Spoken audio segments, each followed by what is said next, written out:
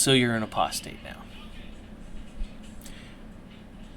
I'm sorry for your loss.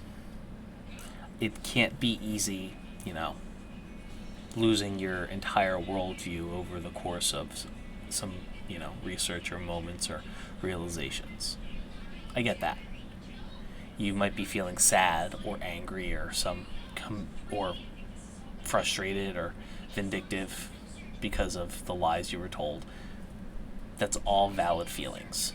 But right now, we're not going to discuss the philosophy. We're not going to discuss any of those things. What we're going to do is look at a handful of scenarios, depending on where you are right now, and help you make a game plan to make sure, despite your newfound feelings, you will be okay. So I'm going to be breaking this video up into a couple different portions, and we're going to start right now.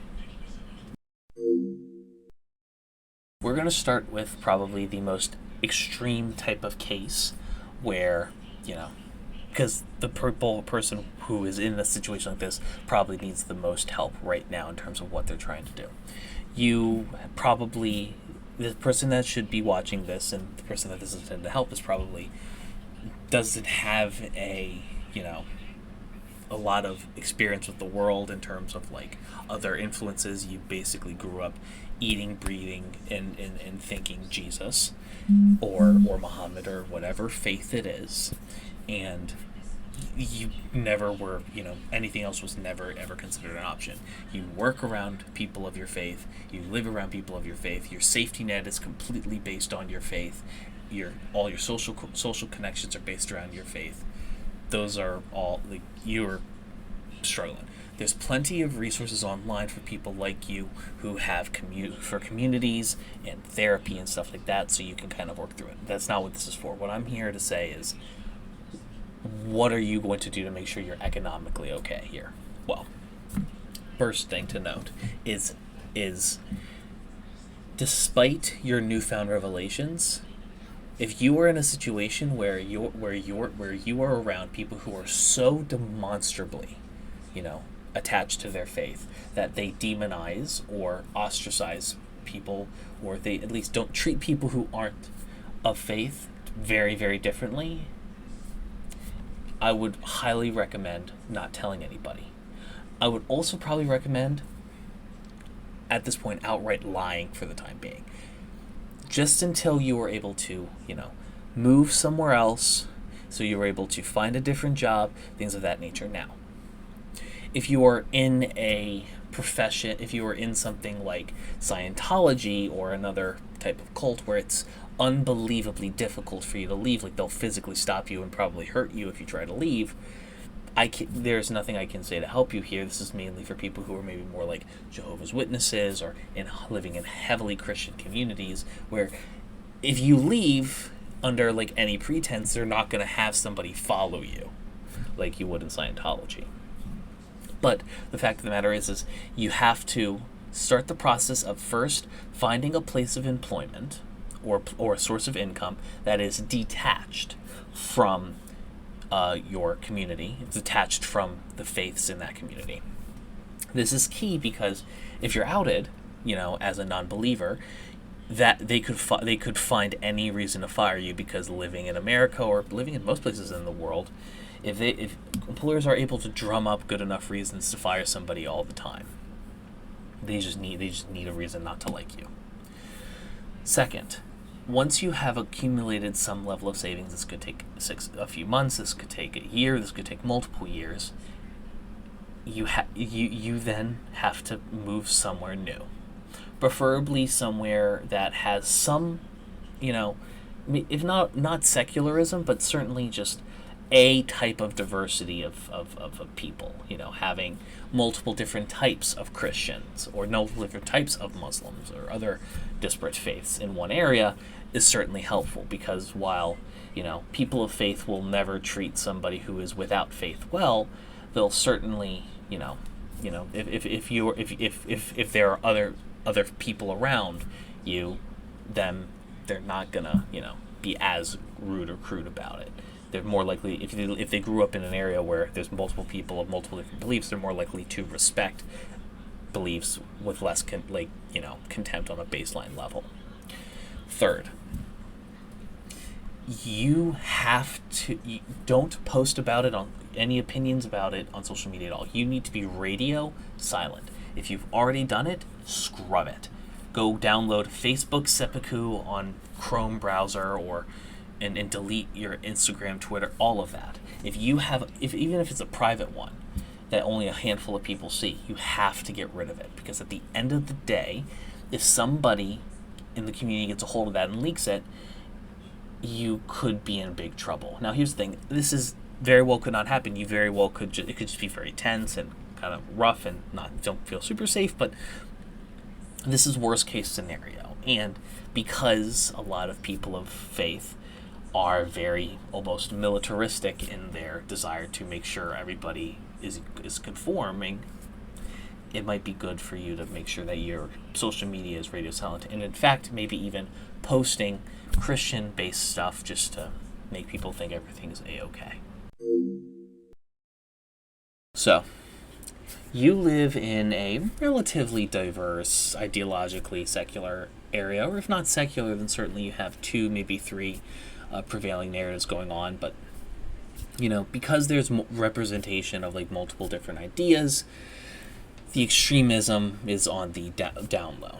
But it is a microculture. You don't really associate with people outside of your inner circle, outside of your church, your work, your family, things like that. Your work might not even have like religious demands of you, but it might. So a lot of my recommendations here are fairly similar, but it doesn't necessarily involve you having to move far away or to a completely different area to make sure you're safe. One of the things that you do kind of need to remember is, if you're living at home with family, or you're living with friends, or your economics aren't your own, and there's at all a risk of you being put out on the street. Because of that, this is something you should consider. If you have your money in a local bank where people are relatively ideological there, you might want to move the bank as well. Same goes for the people in the monoculture, but that, I think for them that kind of goes without saying. You do need to, you need to make sure your economics are in line, and you need to make sure that you do get counseling and start looking out for other communities that will kind of intake you. There are plenty of secular communities that might have your worldview or things of that nature that you can go into. But again, make sure your money's correct. Make sure you have some savings. Make sure you can afford to live on your own. And if you can't, hide it and work hard and try and save as much as you can until you can. And again, if you feel like you need to talk about this, write under a pseudonym, under a different email, on a different thing, and try to just deflect as best you can. But because you live in an area where you aren't going to be, directly persecuted or hurt because of it, you can sort of like have some level of social media presence as long as you play your cards right and you're confident that talking about these things won't damage you. You have the luxury here of being a little more concerned about the relationships you want to salvage. Congratulations, my friends. You are in a similar vein to how I kind of had my coming out in terms of being, atheist. I will say this, that while we are certainly, I feel like in a lot of cases, in more abundance, especially if you live in urban areas, we also shouldn't take for granted the fact that, while some of our more immediate family might have had problems with it, we live in an environment where they can't just put us out as a result.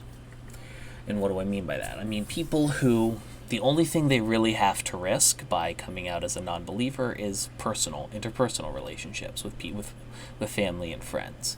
And these are talked about by other YouTubers in much greater detail. But the one thing I will say that, in just a little bit greater depth than I see other videos talking about, is if you want to retain these things, repeat, it is my belief, you need to respect it. It's my belief, you need to respect it.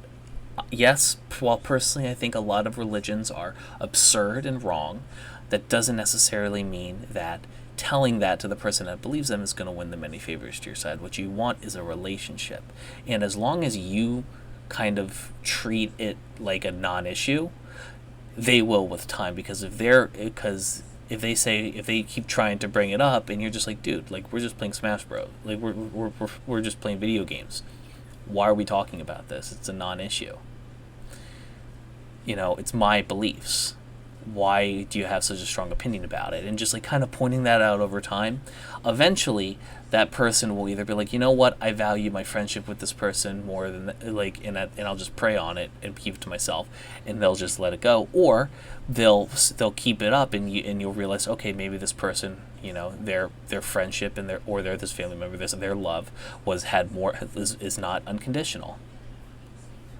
So it will allow you to sort of weed out like true friends and family from fakes at the end of the day, which is good for anybody. But honey is better than vinegar. Yes, you may think that what they believe is nonsense, but you're not going to win any favors by telling them that.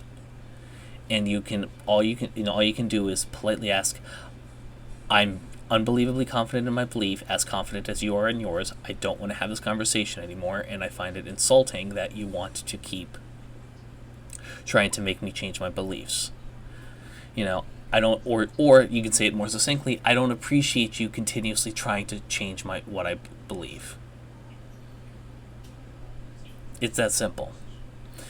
Honey works better than vinegar. If you're in a situation where your economic situations and all that aren't going to be affected, you're in a very good position. Every atheist, I feel, kind of goes through a period of resentment and anger, because we're lied to. We see the amount of power that these organizations have and the lies that they tell and the people that they fool. And it really does depend religion by religion, and sort of the treatment we get when we tell people it, and they just treat us, they waste our time by talking to us for hours and things of that nature. And full disclosure, this is the last 3.5 minutes have been a little bit more of a vent session for me personally, but I digress.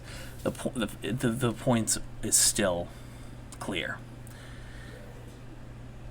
That resentment is fair and valid, as I said at the top of this video. But remember, and I'm saying this again for the 4th or 5th time, honey works better than vinegar. You are not going to win any friends by telling them how right you are, because at the end of the day, that makes you no better than them. Please consider joining multiple different atheist groups on Reddit, or going to BetterHelp.com if you need some type of therapy session. While I said I was covering more economic and like lower on the Maslow's hierarchy of needs, the self-actualization bit of having friends, family, and community that you can rely on is very important. So don't ever forget that. If you need it, go search it out. There's plenty of people who are just where you are and will help you if you ask politely.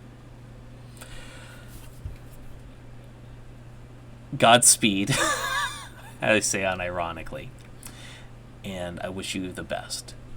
This transition isn't going to be easy, and it's not. But you will get through it, play your cards right, and you'll end up safe and okay on the other side.